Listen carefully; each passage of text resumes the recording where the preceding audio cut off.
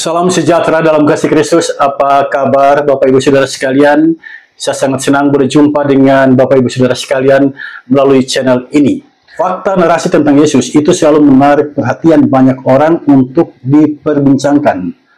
Tidak terkecuali ucapan Yesus ketika dia berkata, "Aku harus berada dalam rumah Bapakku." Nah, apa yang Yesus maksudkan dengan rumah Bapa? Apakah rumah Bapa yang dimaksudkan oleh Yesus itu menunjuk pada sorga? Ataukah menunjuk pada bait Allah, tempat dia bersoal jawab dengan alim ulama? Saudara, hal ini menarik untuk kita kaji bersama melalui kesempatan ini. Mari kita fokus pada menjawab pertanyaan MTPJ Gemim tanggal 3 sampai tanggal 9 November tahun 2024. Semua pertanyaan yang tersaji di sini itu berpijak dari kitab Injil Lukas pasal 2 ayat 41 sampai ayat yang ke-52. Ada 3 pertanyaan yang diajukan di sini. Yang pertama, apa pemahaman saudara tentang rumah Bapa menurut Lukas pasal 2 ayat 41 sampai ayat yang ke-52? Yang kedua, mengapa Maria cemas dan mencari Yesus Kristus? Dan jawaban Yesus, mengapa kamu mencari aku? Yang ketiga, bagaimana tanggung jawab keluarga Kristen menghadapi tantangan anak-anak dalam pendidikan, pergaulan, dan pelayanan gereja? Saudara, inilah 3 pertanyaan yang diajukan di sini, dan mari kita bahas satu persatu.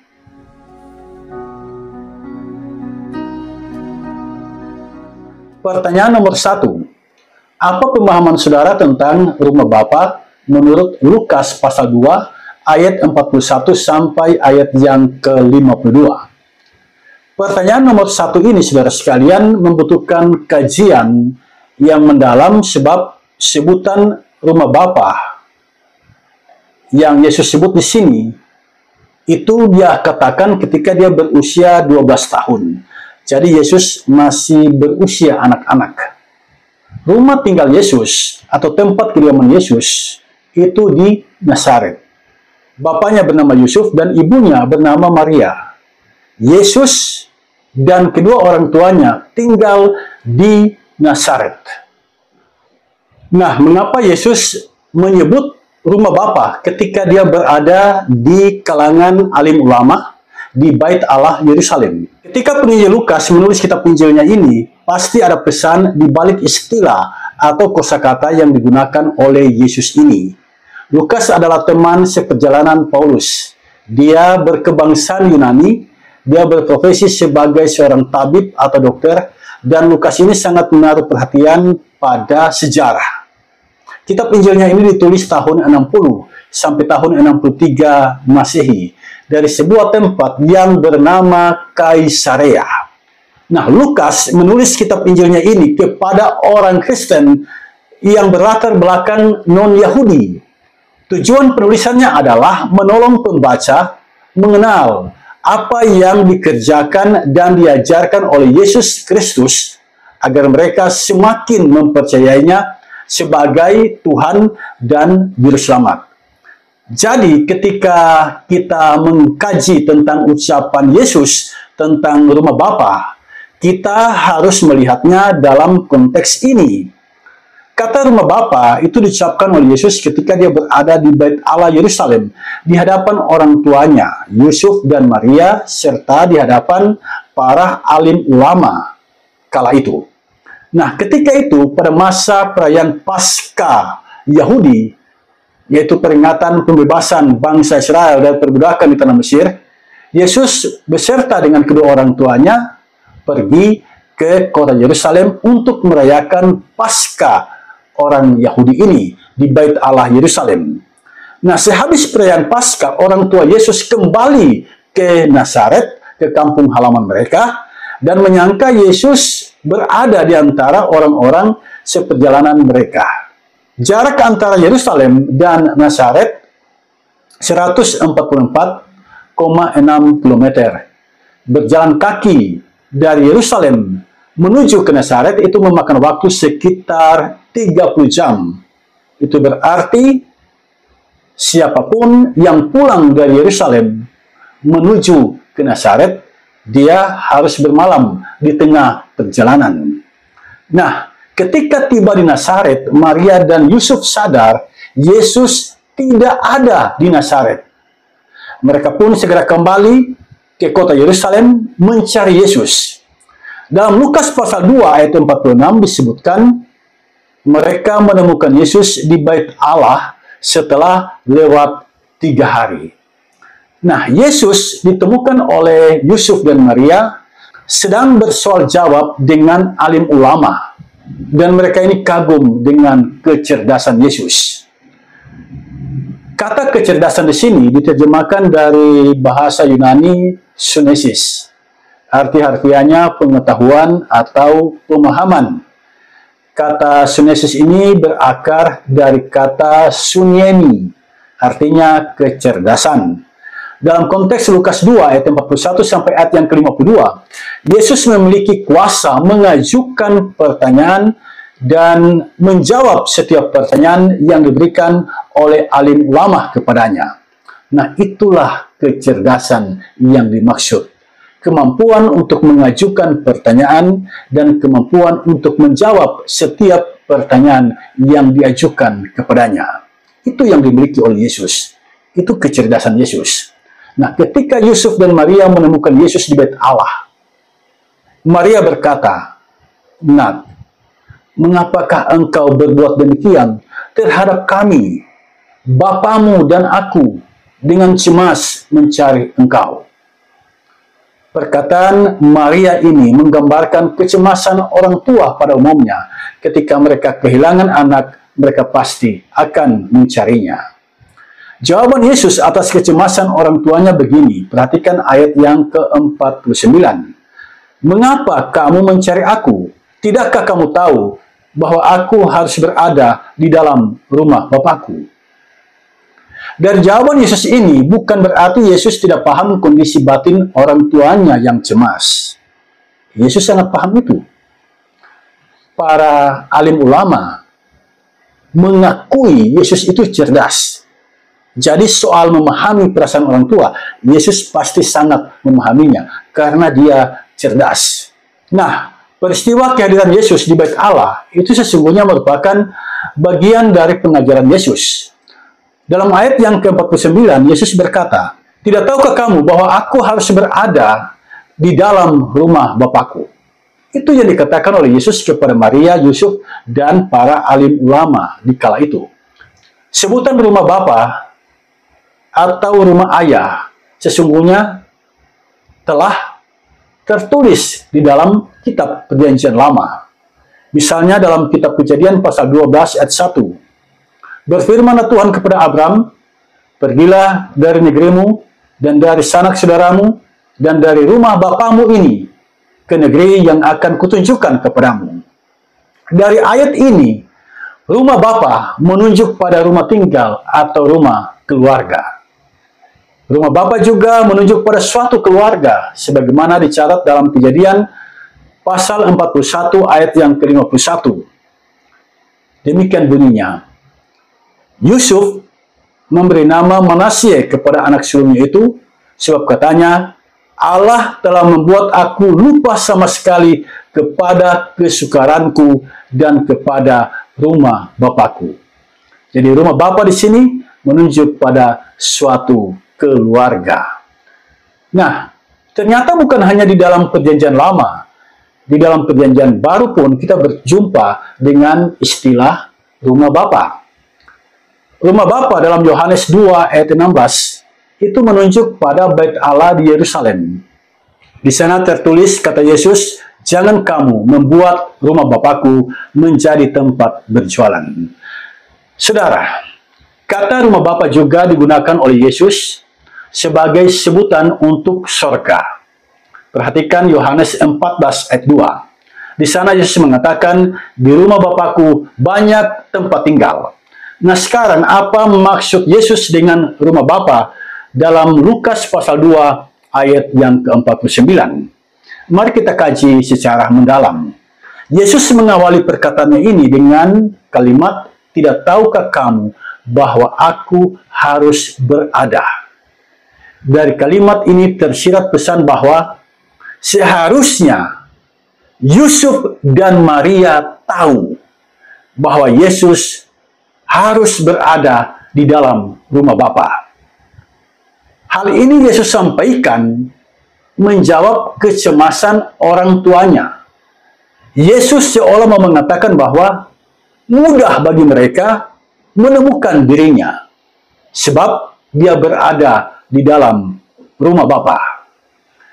Kata rumah Bapa di sini diterjemahkan dari kata Yunani entois tu patros. Di sini jelas terlihat kata rumah yang dalam bahasa Yunaninya oikos itu kita tidak temukan dalam ayat ini. Kita dapat memahaminya dari penggunaan kata depan "en" yang berarti di dalam, ya. Dalam bahasa Yunani, kata depan "en" itu artinya di dalam. Nah, karena Yesus berada di dalam bait Allah, maka kalimat Yunani di atas menunjuk pada bait Allah. Yesus berada di bait Allah. Yesus sedang bersoal jawab dengan alim ulama di bait Allah Yerusalem. Yesus menegaskan dia harus berada di dalam rumah Bapa. Bagi orang Israel, bait Allah merupakan tempat orang bersekutu di dalam Allah. Dan disinilah imam besar berkomunikasi dengan Bapa Surgawi. Nah, saudara sekalian, sampai di sini kita mengerti dua hal tentang rumah Bapa. Yang pertama, rumah Bapa menunjuk pada bait Allah, tempat umat Allah beribadah menyembah Allah.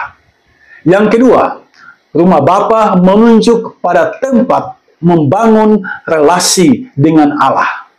Itulah sebabnya Yesus mengatakan dia harus berada di rumah Bapa. Artinya, dia selalu berada dalam komunikasi dengan Bapa Surgawi. Pertanyaan evaluatif bagi kita, sudahkah gereja menjadi tempat orang berkomunikasi dengan Allah? Demikianlah Bapak Ibu Saudara sekalian, jawaban yang boleh saya berikan melalui kesempatan ini untuk pertanyaan nomor 1. Dan sekarang mari kita masuk pada pertanyaan nomor 2. Pertanyaan nomor 2 berbunyi begini. Mengapa Maria cemas dan mencari Yesus Kristus? Dan jawaban Yesus, mengapa kamu mencari aku? Saudara, pertanyaan nomor 2 ini dapat kita pahami dari dua sisi, yaitu sisi psikologis dan sisi teologis. Secara psikologis, Yusuf dan Maria, sebagaimana orang tua pada umumnya, dipenuhi kecemasan ketika Yesus tidak kunjung tiba di rumah. Orang tua yang baik pasti bertanggung jawab, pasti akan segera mencari anaknya ketika anaknya menghilang dari rumah. Jadi mengapa Maria cemas? Itu ada penyebabnya. Yang pertama, Yesus menghilang. Ini yang menyebabkan Maria cemas. Setiap orang tua pasti cemas saat anaknya menghilang atau belum tiba di rumah. Yang kedua, kekhawatiran berlebihan.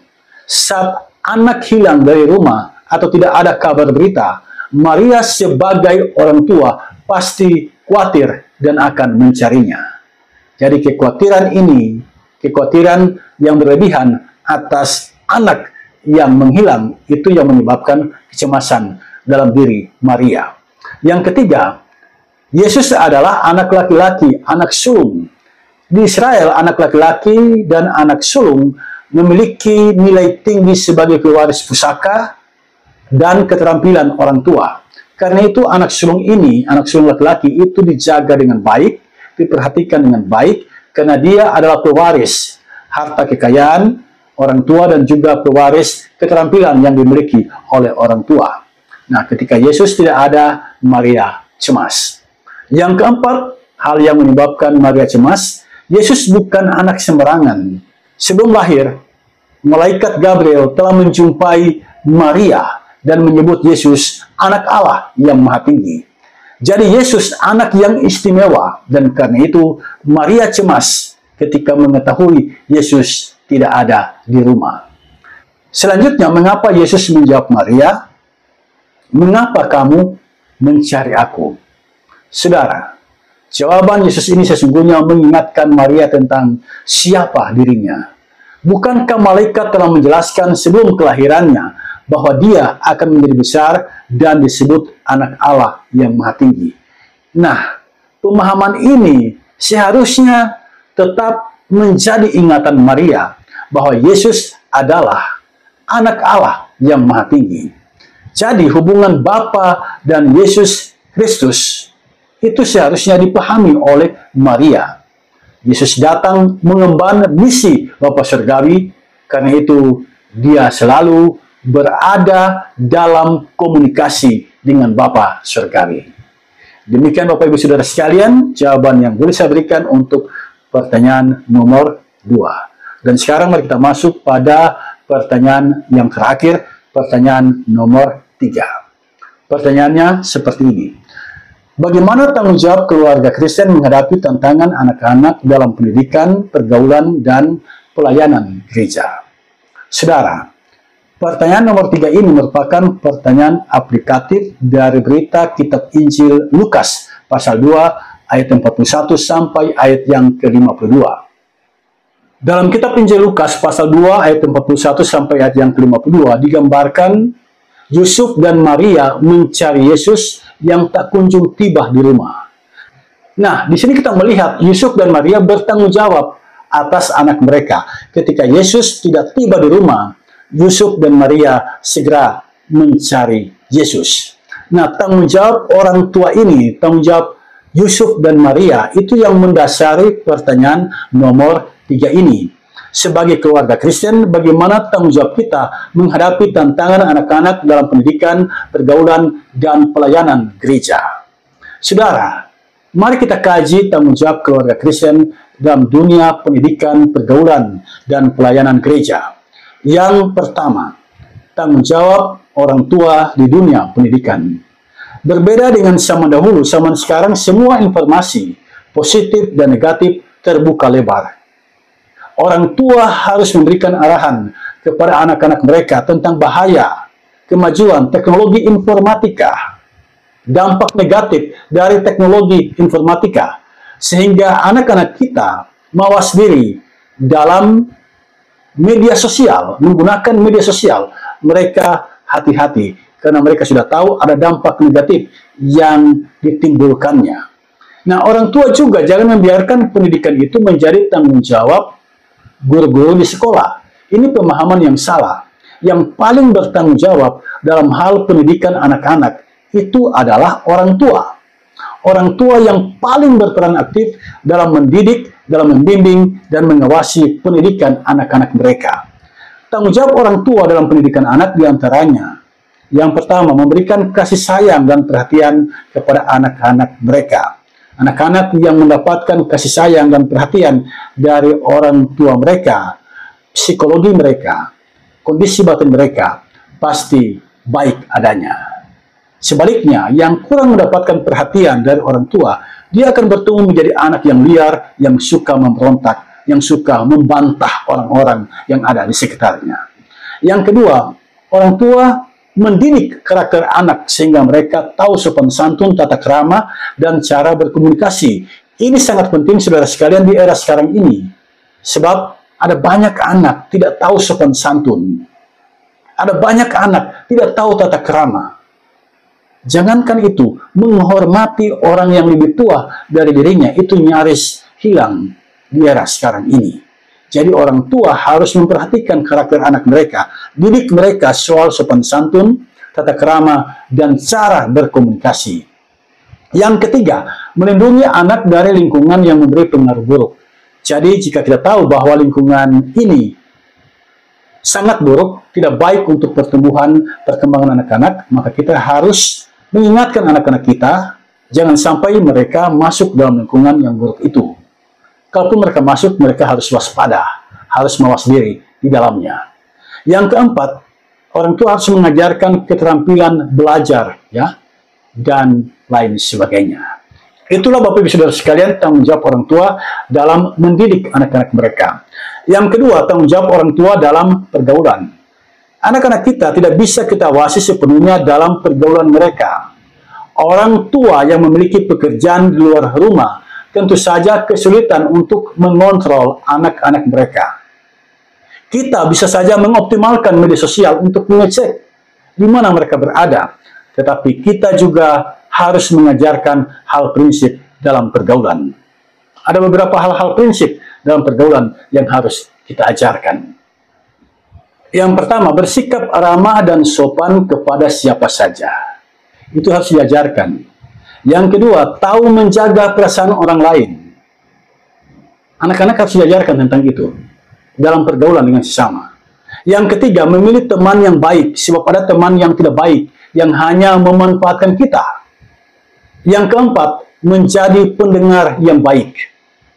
Yang kelima, tidak egois. Anak-anak kita harus diajarkan, jangan egois. Harus juga memperhatikan kepentingan orang banyak. Yang keenam, tahu menghargai orang lain. Anak-anak yang tidak tahu menghargai orang lain, dia pasti bermasalah dalam pergaulannya. Yang ketujuh, mengisi waktu dengan kegiatan yang positif. Orang tua harus arahkan anak-anak kita mengisi waktu mereka dengan hal-hal yang positif. Yang ketiga, tanggung jawab orang tua dalam pelayanan gereja.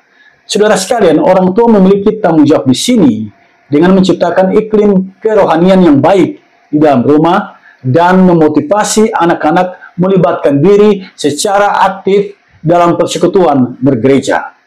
Dukungan orang tua sangat penting di sini, sangat penting. Pendidikan iman sejak dini juga mesti mendapat perhatian serius dari orang tua. Orang tua juga harus mengajarkan anak-anak mereka hidup dalam kebenaran firman Tuhan dan menjalani hidup yang mengasihi Tuhan. Demikianlah Bapak Ibu Saudara sekalian, jawaban yang boleh saya berikan melalui kesempatan ini. Kita ini manusia yang terbatas, mintalah selalu pertolongan Tuhan, mintalah selalu hikmat Roh Kudus, agar Dia menolong kita semua memahami kebenaran firman-Nya dan menolong kita semua untuk melaksanakan kebenaran firman itu di sepanjang perjalanan kehidupan kita. Tuhan Yesus memberkati kita semua. Amin. Audio Jungle.